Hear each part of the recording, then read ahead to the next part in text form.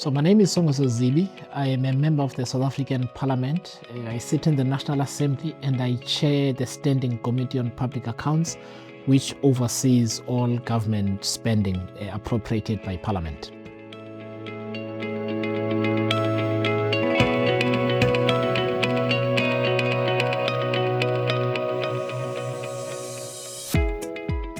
So I would mention just two things. The first was realizing the limitations of the committee, that we couldn't look after every institution equally.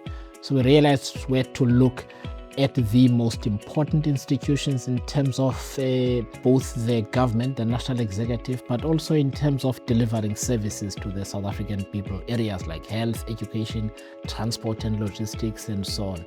So that was the first point of evolution from previous standing committees on public accounts. The second was realizing that we need to be more proactive and continuous in our approach. So instead of dealing with separate incidents on their own, we now have a 4-year contract with each of the institutions we oversee in order to make sure that we can track and see the progress through the years and ensure accountability. I think the most notable achievements so far, and I'm always loath to talk about achievements for myself, is the fact that I think people are beginning to get the importance of systemic approaches to what we do. We don't just talk about expenditure, we talk about and drive the strength of the underpinning systems, the people, the legislation, loopholes in law, the quality of administrators and so on. That conversation and its importance to financial outcomes is becoming better understood, and I think that's a big shift.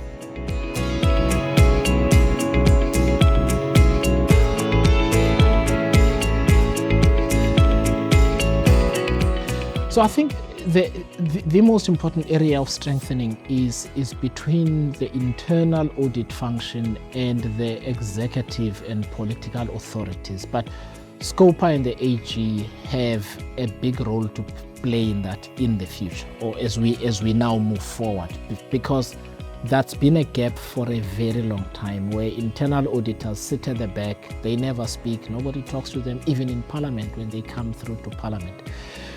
And I think giving them a sense that they are seen, they are supported, and in many instances they are protected too, is a very important intervention that we are beginning to make. But there's a very long way to go, I have to be honest with you.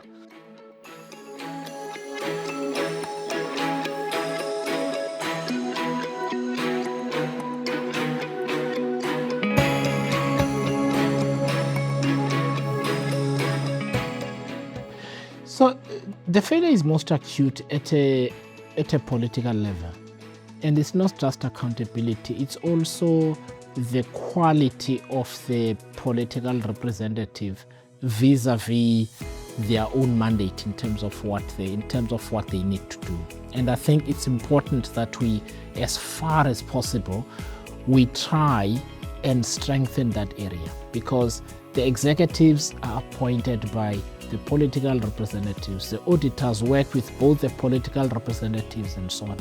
What we find, and we had our Kenyan colleagues with us not so long ago, same problem that they experience as well, which is they will find that if at a county level they had better quality politicians, the financial and accountability outcomes would be better. But it's not to say people are stupid.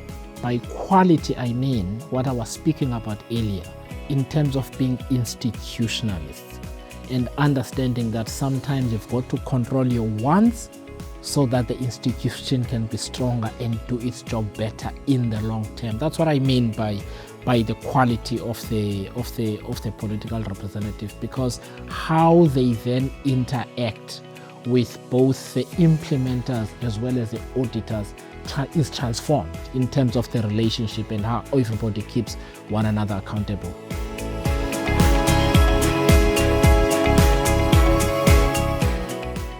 So there are two sides to it. There is understanding what an interesting question, the difference between an interesting question and a question that matters. that you should.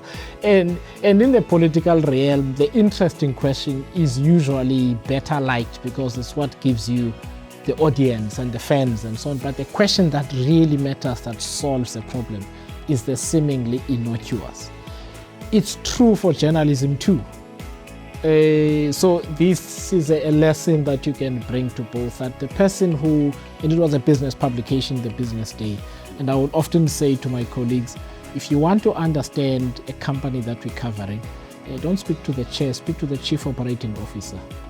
That person knows every nook and cranny of that business, and after spending 2 hours with them, you will have insights that very few other journalists have. And it's true in what I do in Parliament. However, there are also many instances where I believe parliamentary committees waste a lot of time on interesting things rather than things that matter, because they spend a lot of energy on unexamined allegations. So in other words, somebody tells you something went wrong, and you just take that and you run away with it. And 2 hours later, you reach a dead end because there was never enough evidence to begin with, right? So I think that's one lesson I've learned, because even in journalism, when you get a source, you interrogate the source first. And once you've finished interrogating the source, you then go and ask questions, because once you publish, the story is yours to explain, not the sources. And that is the approach that I also take in the committee. So I move slowly, but deliberately.